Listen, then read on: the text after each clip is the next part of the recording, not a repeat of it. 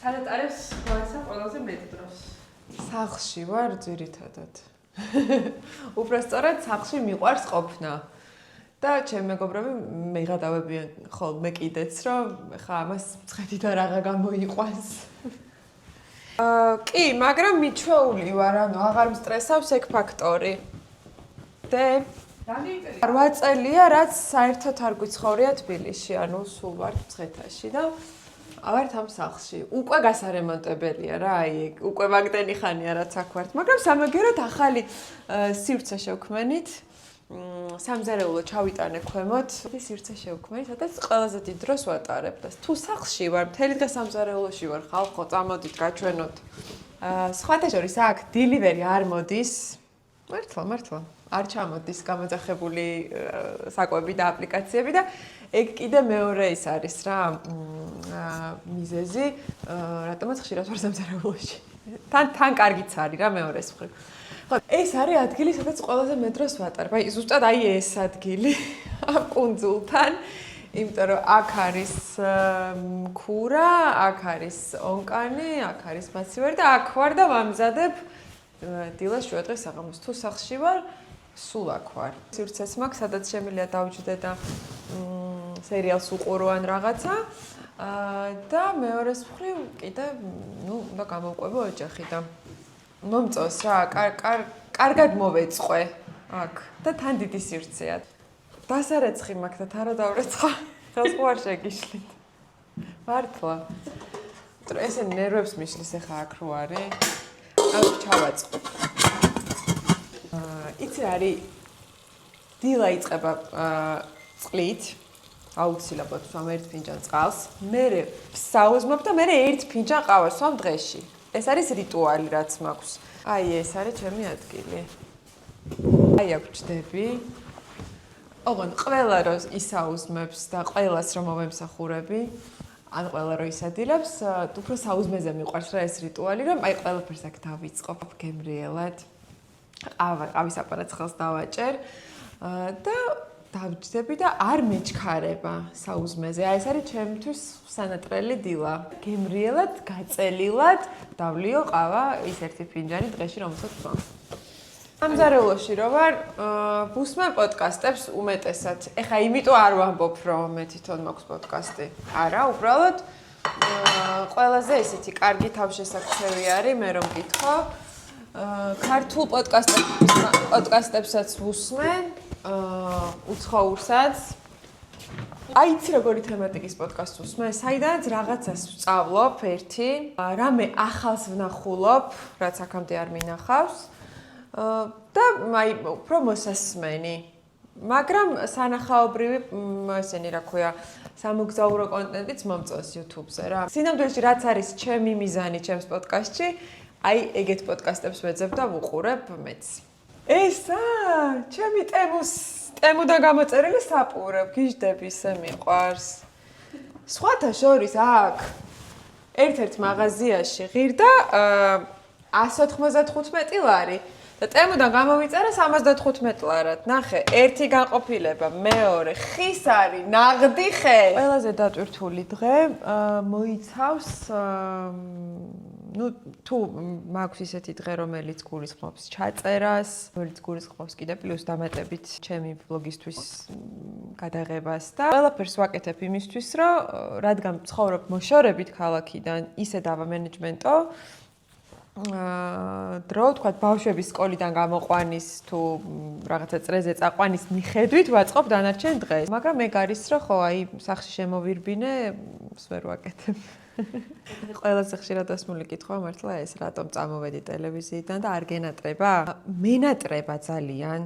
გულწრფელად ვამბობ, მაგრამ არ მინდა ტელევიზიაში დაბრუნება ამ ეტაპზე. ჯერ ის ყველაფერი ისევ ისე რჩება და არ შეცვლილა, რის გამოც წამოვედი. და რატომაც მივიღე ეს გადაწყვეტილება, რომ ჩემს პროფესიაში ესეთი დრამატული ნაბიჯი გადამედგა, რომელიც ძლივს გადავიტანე მართლა. ამ მონატრებას ჩემი საქმით აბსოლუტურად ვივსებ, იმიტომ რომ ამ პოდკასტის კეთებაში ახალი რაღაცები აღმოვაჩინე ჩემს თავში, იმას რომ იქ რო ერთ ადგილს ვტკეპნიდი, აქ ახალ რაღაცებს ვაკეთებ და ეს მგონია რომ საერთოდ ადამიანის დანიშნულება ეგეთი რომ რაღაცნაირად წინ იაროს და ვისაც მოგენატრეთ ეკრანზე აი საერთოდ ტელევიზორთან მისვლას არ გჭირდებათ რომ დამინახოთ ჩართავთ ტელეფონში და ნახავთ პოდკასტში ნახავთ იმ თემებს რომელიც გაინტერესებთ და თუ ის თემები არ არის რაც გაინტერესებთ დაგვიწერეთ ბატონო რა თემებია და იმაზე გავაკეთებთ კიდე მეკითხებიან წონაზე ნუ როგორც თქვი და ისევ ის წონა ვარ და ახალს ვერაფერს ვერ გეტყვით ამასთან დაკავშირებით.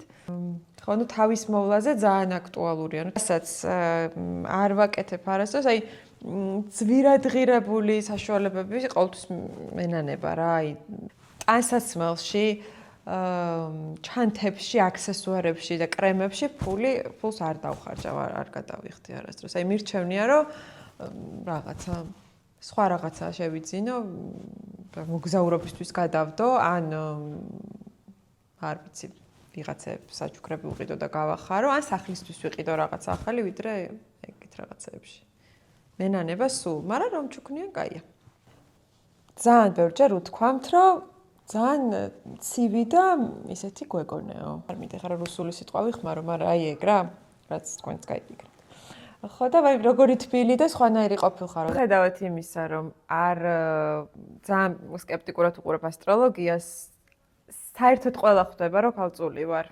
აი რომ გამიცნობენ და აი რაღაცა მით უმეტეს საქმეზე რომ ვიწყებ ლაპარაკს, ეგრევე ყველა ხვდება, რომ ქალწული ვარ.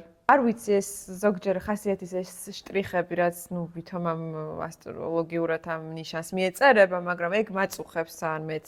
ხანდახან ჩემი შვილების მოსახედიდან რომ ვუყურებდი ჩემ თავს, მე მგონი აი ეგრე გავიზარდე როგორც მშობელი რა, ანუ შევცვალე ბევრი რაღაცა, იმიტომ რომ მივხვდი რომ ისეთ რაღაცა სისულელებზე ვითხოვდი რაღაცა წესრიგს თუ თანმიმდევრულობას, რომ შემეძლო რომ არ მომეთხოვა ჩემ შვილებთან და ყოფილიყო თავისუფლება. ვდილობ რომ ძალიან არ დამსტრესოს მე თვითონ. სტრესავს ძალიან ხშირად. აი ხანდახან ვიტანჩებით და აი ეხლა მიცადე ამოისუნთქე, ჩაისუნთქე და ერთი წუთით აიხლა ეს ბოდიში სლენგზე და დაიკიდე.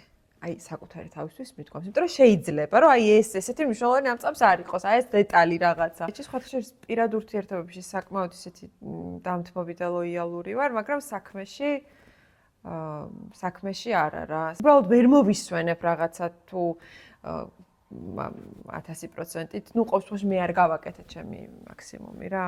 მე ვარ ადამიანი, რომელიც სტრესს ვერ უმკლავდება, სანამ არ მოგვარდება ის, რაც სტრესს მაყენებს. სანამ არ მოვაგვარებ, სანამ არ გავარკვევ, სანამ ყველა კითხვას არ დავსვამნე, ყველა პასუხს არ მოვისმენ, მანამდე ეს ფორია ქიდაშფოთვა არ მიulis. ამიტომ სულ დასტრესირდი ვარ. ეგრეა. ადამიანს რო უთხარო რომ ის რაღაცა გეწყინა, ამას თურმე ძალიან დიდი ძალანდომებია. არა და რეალურად თურმე ამითი ძალიან იადვილებ ცხოვრებას და ეს ვიღაცა უნდა გასწავლოს. ჩვენ ბავშვობაში ასეთ რაღაცებს არ გვასწავლიდნენ, იმიტომ რომ სხვანაირად გავიზარდეთ, აი თავისთავადად გავიზარდეთ, იმიტომ რომ არავის არ ქონდა ჩვენთან საუბრის და დრო და მით უმეტეს არც ფსიქოლოგები და კოუჩები და მენტორები და ამდენი რესურსი არ იყო რა, რომ რაღაცაზე დაფიქრებულიყავი და უნდა გავაკეთო ისე, რომ ეს რაღაცა მოგვარდო. მე ჩემს შვილებს ძალიან ბევრს ველაპარაკები, რა როგორ უნდა იყვნენ თამამები ემოციის გამოხატვაში, როგორ უნდა თქვან რაღაცა რომ უნდათ, თუნდაც ის რომ ჩემგან რაღაცა რო გეწყინათ თქვით. ჩემს პოდკასტს ვუსურვებ აი ესეთ თანმიმდევრულ ზრდას, როგორც ახლა იზრდება. ერთ გულიდან ნდობაზე აგებული ზრდა არის ძალიან ესეთი რა, მყარი და სტაბილური. მე ამის მჯერა. რაც უფრო ვიზრდებით, უფრო იზრდება საკუთარი თავის მიმართ მოთხოვნილება. ის რომ მე ხა უფრო მეტი გამომწერი მყავს და რაღაცა კომფორტის ზონა ვიპოვამ, არა, პირიქით მეტი შრომა გიწევს და თან ცოტა მეშინია ამის ისე სიმართლე რომ გითხრა რაღაც ეს ისე არ ისეთ რაღაც შეუქცევად პროცესად არ იქცეს რომ რაღაცნაირად ვერ გავუმკლავდეთ თქო მაგრამ არა მე მგონია რომ გავუმკლავდებით უბრალოდ აი მართლა ძალიან გულით მინდა ვთქვა რომ აი ის ერთგული მაყურებლები, რომლებიც მე მომყვებიან წლების განმავლობაში, აი დედას გეფიცებით, შვილებს ვიცავარ, თუ ზურგში არ გრძნობ და მათ ცოტა გული მიჩუყდება. აი მართლა ზურგში თუ არ გრძნობ და მათ სიყვარულს და მადლობა. საუკეთესო წელი გქონდეთ, რაღაც ერთი დამშვიდებული წელი და რო გქონდეს იმისი განცდა და იმედი, რომ ღირსეულად ცხოვრობს. აი მართლა მინდა ეს ჩემთვის, ჩემი მშობლებისთვის, ჩემი შვილებისთვის და ყველასთვის, ვინც ახლა გვიყურებთ.